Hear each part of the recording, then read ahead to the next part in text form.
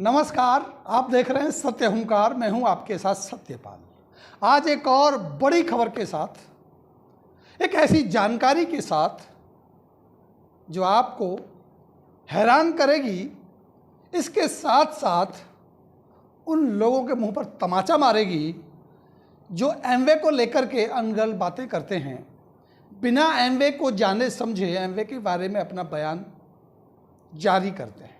अखबारों में, social media में, यूट्यूब चैनल पर बैठकर ना जाने क्या क्या बोलते हैं। मैं लगातार कई दिनों से ऐसे ही वीडियो को वॉच कर रहा हूं।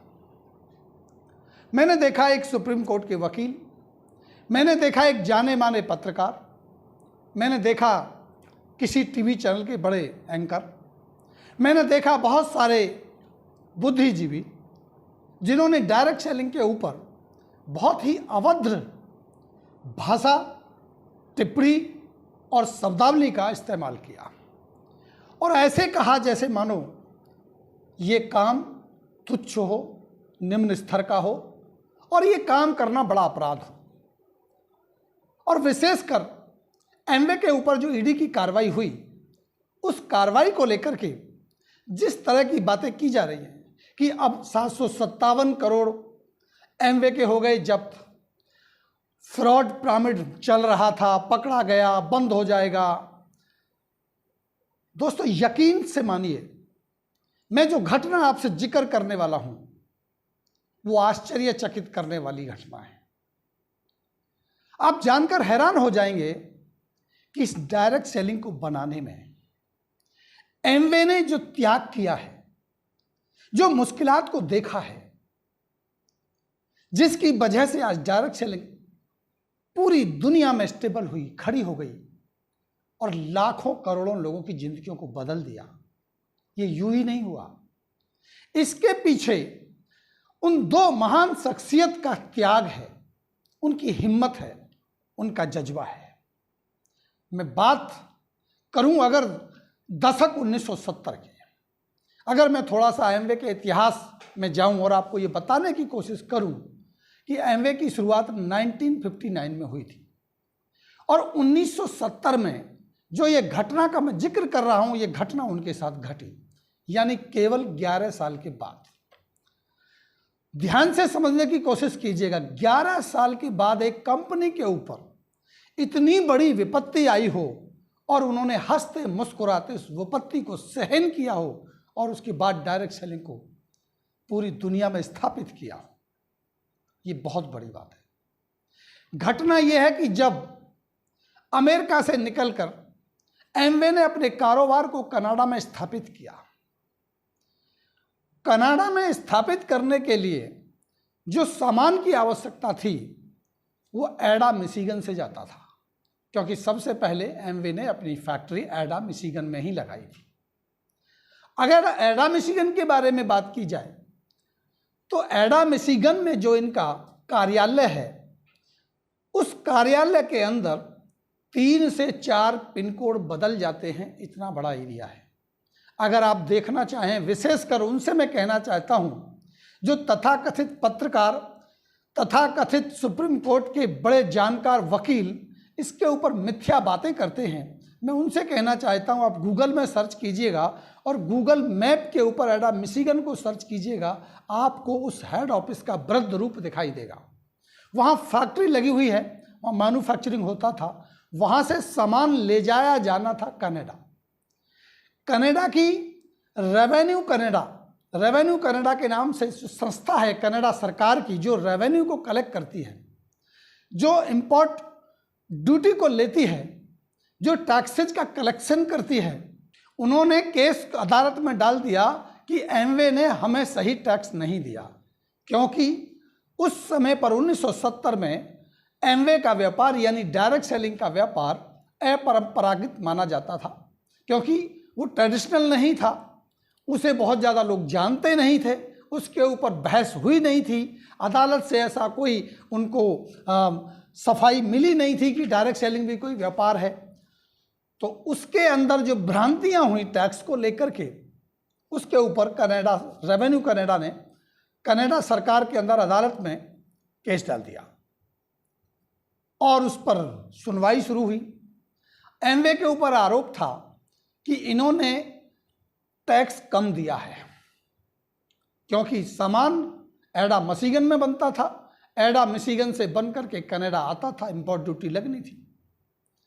सही टैक्स की जानकारी ना कनाडा सरकार को थी और ना ही एमवे को थी, लिहाजा कोर्ट में केस गया और केस में जो जुर्माना डाला गया, जुर्माने की मांग की गई, वो इतनी बड़ी थी कि शायद आज की डेट में भी भारत में उस जुर्माने का भुगतान करने के लिए डायरेक्ट सेलिंग की एक भी कंपनी की कैपेसिटी नहीं है।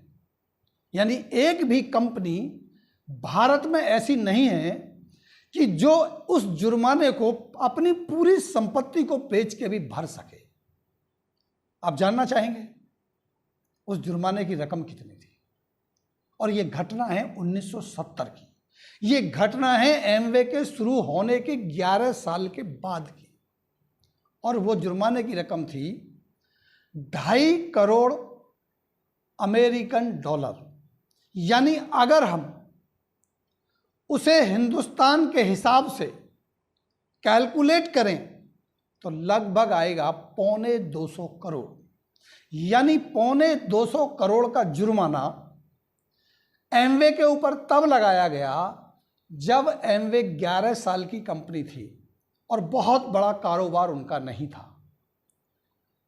लेकिन दोस्तों, हैरानी की बात यह नहीं है कि 2.25 करोड़ का जुर्माना 1970 में एमवे के ऊपर लगा। हैरानी की बात यह है कि 1970 में एमवे ने 2.25 करोड़ के जुर्माने को हंसते हंसते स्वीकार करते हुए डिपॉजिट कर दिया, भर दिया, और उसके बाद कनाडा की यात्रा पर ऋषिनिवास जेवनएंडल आई। और तब कनाडा के अंदर उस जुर्माने की भरी रकम के बाद व्यापार ने जो गति पकड़ी वो हैरान करने वाली थी।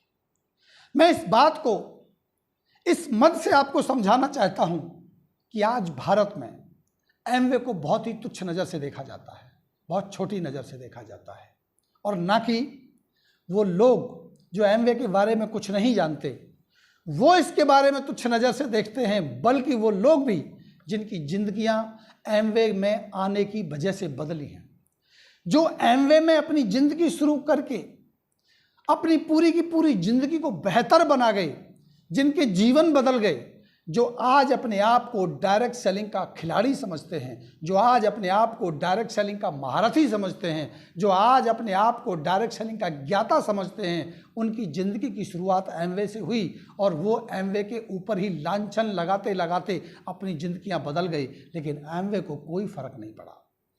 मैं उस देश में उस एमवे के ऊपर हुए कटाक्षों की बात कर रहा हूं जहां एमवे के ऊपर जितना जुर्माना हुआ, अगर उस जुर्माने की रकम को भारत में देखा जाए तो भारत की एक भी कंपनी की उतनी कंप्लीटली उनकी नेटवर्थ भी नहीं है। और ऐसे लीडर, ऐसे यहाँ के पत्रकार, ऐसे यहाँ के बुद्धिजीवी, ऐसे यहाँ के एडवोकेट एमवे के ऊपर सवाल खड़े करते हैं।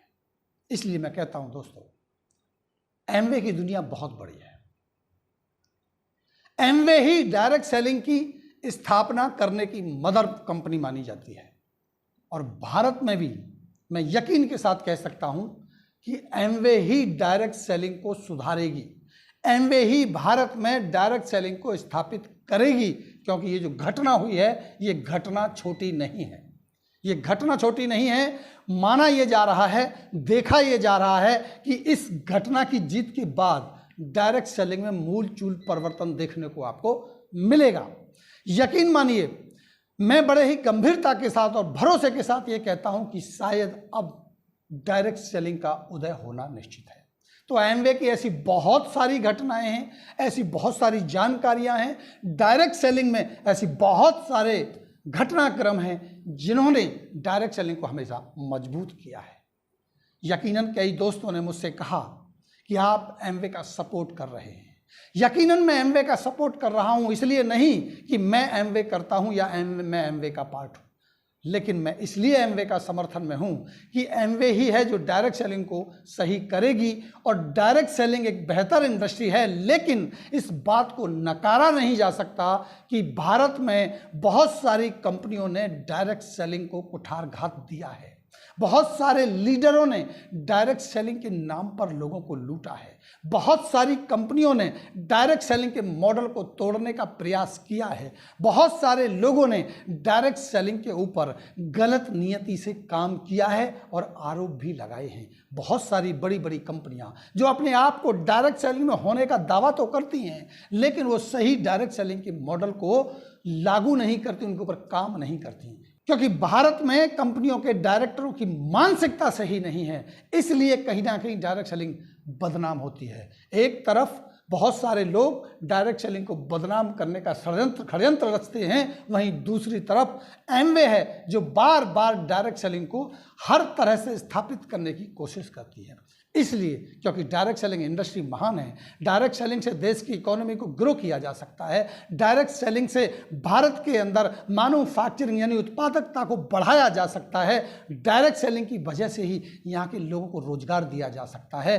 डायरेक्ट सेलिंग का बढ़ना निश्चित रूप से देश हित में है। इसलिए मैं डायरेक्ट सेलिंग के फेवर में हूँ, क्योंकि डायरेक्ट सेलिंग को बचाने के लिए सबसे बड़ा काम एमवे करती है। इसलिए मैं एमवे के समर्थन में हूँ। मैं चाहता हूँ डायरेक्ट सेलिंग बड़ी हो, और मैंने पहले भी वीडियो में ये कहा था, एक बार फिर कहता हूँ, अगर कोई व्यक्ति ये कहता है, अगर कोई डायरेक्टर अपनी कंपनी का मालिक ये कहता है कि वो एक्चुअल डायरेक्ट सेलिंग के ऊपर काम कर रहे हैं, डायरेक्ट सेलिंग के फेवर में बात करना चाहते हैं, डायरेक्ट सेलिंग को आगे ले जाना चाहते हैं, तो वही सवालों के जवाब देने के लिए वो तैयार हों जो उन पे आरोप लगते हैं कि उन्होंने डायरेक्ट सेलिंग को खंडित किया है और उन लोगों ने ही डायरेक्ट सेलिंग को खराब किया है। अगर कोई है मेरे साथ बात करना चाहते हैं तो आइए, मैं आपका स्वागत करता हूं। मैं खुले सवाल आपसे जानना चाहूँगा आपके प्लान के ऊपर, आपके प्रोडक्शन के ऊपर, आपके डायरेक्ट सेलिंग के मॉडल के ऊपर, ताकि डायरेक्ट सेलिंग को और बेहतर बनाया जा सके, डायरेक्ट सेलिंग पर लग रहे आरोपों को खत्म किया जा सके, डायरेक्ट सेलिंग के ऊपर लगाए गए वो आरोप निराधार साबित हो सकें। तो आइए, हम आपका स्वागत करते हैं। हम ऐसी ही और खबरों के लिए पड़ताल करते हैं। तब तक आप जुड़े रहिए सत्य हुंकार के साथ। अगर आपने चैनल सब्सक्राइब नहीं किया है तो कर लीजिए और वीडियो को शेयर कीजिए, ताकि और लोगों को भी सही डायरेक्ट सेलिंग का अंदाजा हो सके। तब तक जुड़े रहिए हमारे साथ। अभी लेते हैं विदा। नमस्कार।